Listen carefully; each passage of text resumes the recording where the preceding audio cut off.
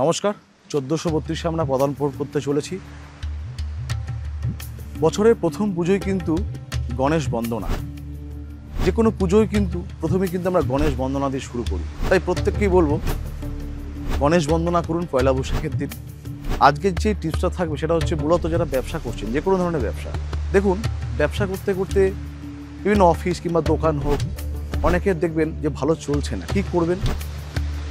যেগুলো পুরাতন ব্যবসা রয়েছে, ধরুন চালু ব্যবসা, সেখান থেকে কোনো ফার্নিচার কিংবা কোনো জিনিস আপনার না চলা ব্যবসার জায়গায়, যে জায়গাটা ভালো চলছে না, সেখানে এসে সেটা রেখে দিন। ধরুন পুরনো একটা দোকান আছে, কারণ কোনো বন্ধুবান্ধব, কোনো আত্মীয় স্বজন কিংবা আপনারই আছে অফিসের একটি চেয়ার কিংবা একটি ক্যাশ বাক্স কিংবা যে কোনো ধরনের জিনিস আপনার নতুন ব্যবসার জায়গায় যেটা ভালো চলছে না এনে রাখুন।